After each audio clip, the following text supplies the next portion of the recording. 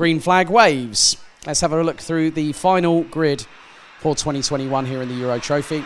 So it's going to be Hannes Morin and Victor Nielsen on the front row, Alexei Ilava and Bradley Barrett on row 2, Johan Andersson and Arvid Rosen, Markus Radny and then Nikola Tosic, and then Zendrua and Elish Spiezia from the United States of America running at the 10-strong grid.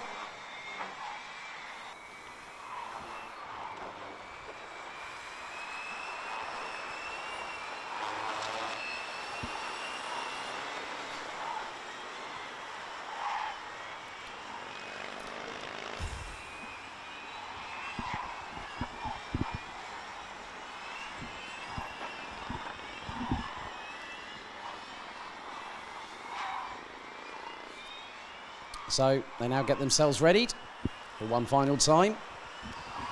So with these carts, they have an additional boost, a boost button that can be used as an attacking or defensive weapon when you're battling away with the drivers out on track. So red flag at the front, green flag at the back. Lights on the gantry. And we are off and racing, and it's a good start from Victor Nielsen, who goes side by side initially with Hannes Morin. Morin will have the inside run going through into turn 3 for the first time, as with 3 abreast a little bit further back with the likes of Zendrua and Nikola Tosic. But Nielsen has lost out. Ilava's got past. Up into second goes the Finn.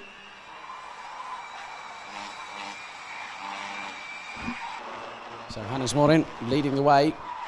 Bradley Barrett finds himself down in what is going to be 5th position because Arvid Rosen has gotten past the Brit. Zendrua now makes a move up the inside, looks to be Markus Radny, as Elish Spiezia has quickly deposed of Serbia's Nikola Tosic going through turn number 11.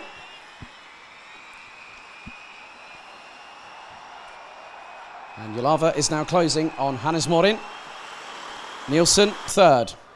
Rosen, Barrett, Andersson. Drua now goes up the inside and now takes the position. Barrett looking to go for 4th place. Up the inside, gets it. Rosen counter-attacks, but Barrett keeps it pinned to the outside. Through into the left at turn 5. And Spiezia now trying to go up the inside of Johan Andersson. The American bumps over the curbs. Manages to keep it planted. And keeps his foot stuck in. Allows the Mojo tyres to bite once again on the tarmac. As Drua now up the inside, gets up into 5th position, past Arvid Rosen. Nielsen still running at the top 3. Andersson trying to go side by side with Elish Spiezia. Spiezia gets ahead, looks to have used the boost function on that particular occasion. And is ahead thus far. So Elish Spiezia currently on 41 points. Even though he did not finish, he still managed to secure 6 as a result of where he finished after 5 laps, unfortunately, off of turn number 11.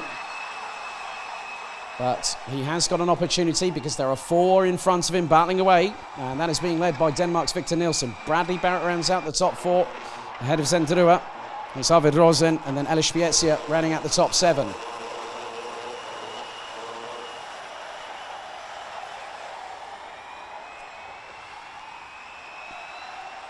And at the moment, Zendrua is the fastest driver out there, 51.477 seconds.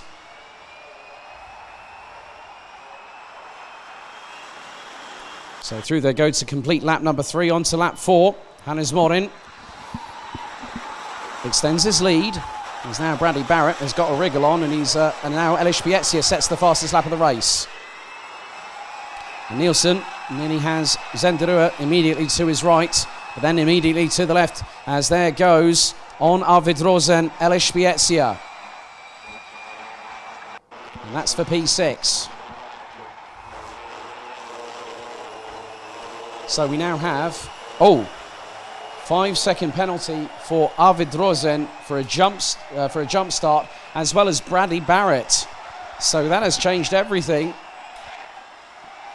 So that is going to promote Spiezia a little bit further up the order. Also, Zendrua, that puts him 4th effectively in the bigger picture. 6.5 minutes to go. And it's still, as you were, Hannes Morin still leading by about 4.5 tenths ahead of Alexi Ilava from Finland. Bradley Barrett on the road is ahead of Zenderua, and that's for third and fourth. Victor Nielsen has Leszpietsia closing in once again. Had a good battle, those two, during the heats yesterday.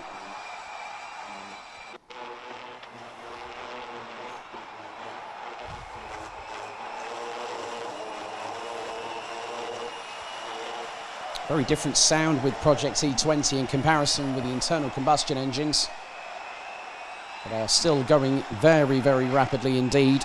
And considering they're about, judging by the lap times in comparison with DD2, Ragnar Virus was running in the 49.5s. We're about 1.5 seconds off of that, but they're still pretty quick, these karts. Alexi Ilava goes 3/1000ths quicker on the previous lap than Hannes Morin, and sets the fastest lap of the race.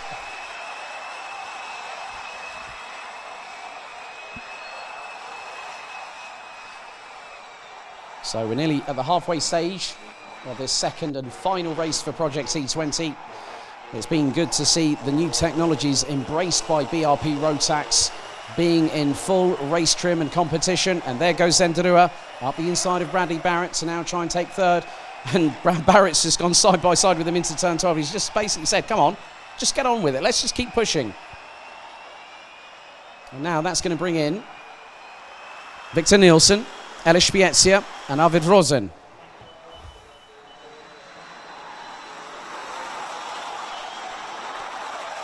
So 4 minutes and 40 seconds remain on the clock. Could DD2 driver 442, I repeat, 442, report to the stewards immediately, please. That is driver number 442 to the stewards immediately, please. Thank you. So just under 4.5 minutes remain. And it has been not so much a stalemate. I think it's just about using the strategy. And that's the one thing when you have to look at a different propulsion setup and also the availability of the boost function, because if you, as Ferdinand von Habsburg actually rightly pointed out, he said, well, you might be able to use the boost twice, but I have actually found out through speaking with some of the drivers that you actually have to have a lap where you can't use the boost. You've got to let the system reset and then strategically use it when it's best for you. When have you got that opportunity? Is there a chance to get the move done? Can you pull past them using the slipstream and the added ability of having that boost button at your disposal?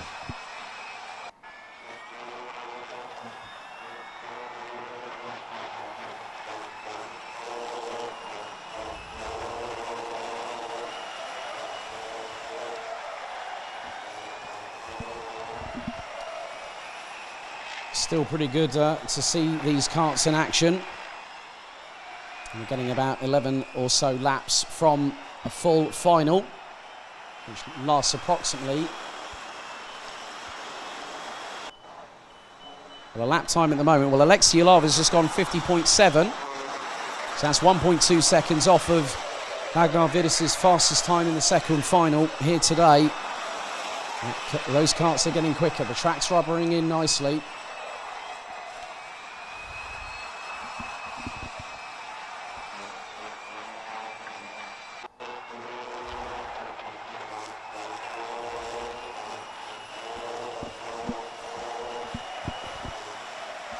And Ilava has got to within 3.5 tenths of Hannes Morin.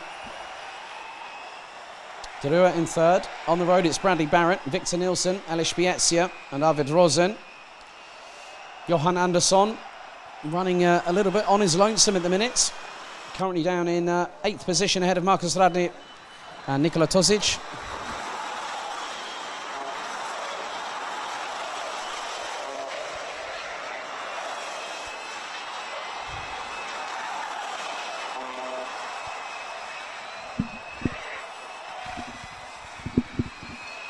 So into the final couple of moments of the season, plus an additional lap.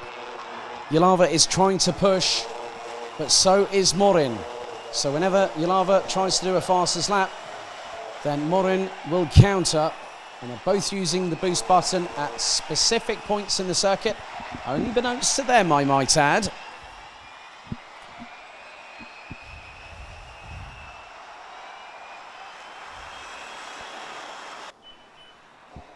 And the gap between the two leaders now is just under 3.5 tenths. Drua third, Barrett, Nielsen, Spiezia, Rosen, Andersson, Tosic and Radny. At the moment, with regards to the 5-second time penalties, with 60 seconds on the clock remaining, Bradley Barrett would end up in 8th position at the end of it all. Arvid Rosen would actually end up at the back of the field in 10th.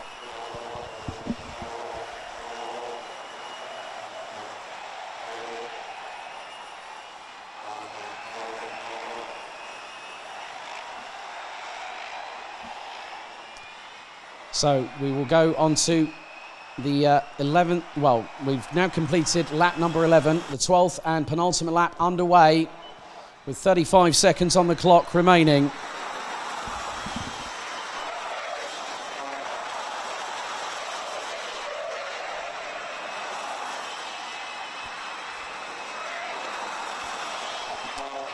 So the leaders making their way through turn 7. Now into the right-hander at 8 before the turn 9-10 chicane.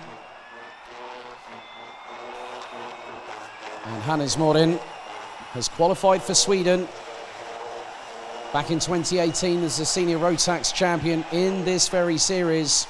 Last lap board now being prepared. And the thing is that with the fact that Hannes Morin won the first final, he looks to be doing the double, a repeat of what we saw back in 2018 in the final round of the championship. Last lap board is out. Morin has nearly a half-second advantage. Drua, Barrett, Nielsen, Spiezia, Rosen, Andersson, Nikola Tosic and Markus Radny ran out the top 10. All 10 drivers still circulating after what has been 13 laps of racing. And Hannes Morin is on his way to punching his ticket to Bahrain in December and will be competing on this very same machinery representing Team Sweden through turn 11 for the final time. 3 more corners to go. Casual look over the left shoulder from the cool as ice Swede. As he goes over the bump, checkered flag being prepared, and here he comes. Hannes Morin from Sweden will head to Bahrain. But with the amended times, my calculation is that by 1 point, provisionally, I'm going to wait for the timing to be amended with the 5-second jump start penalties. From my perspective, that puts, I'm absolutely lost for words how close it has been. And I think from my recollection, that would provisionally put Elish Spiezia 5th. And with 6 points in the previous race, that puts him on 11 points. And that says to me that Elish Spiezia takes the title. Well, would you believe it? Probably by 1 or 2 points. We'll get official ratification a bit later on. But well done by Hannes Morin. It looks like it could be that Sodi Vitesse might be the team that has won the event in the dash for cash. But we'll confirm that a bit later on. But Hannes Morin wins, and Elish Spiezia, I think he now realises it's going to sink in very shortly when he finds out of the amendments. But that is it. Hannes Morin wins Project E20 here at Pro Kart Raceland in Wackersdorf.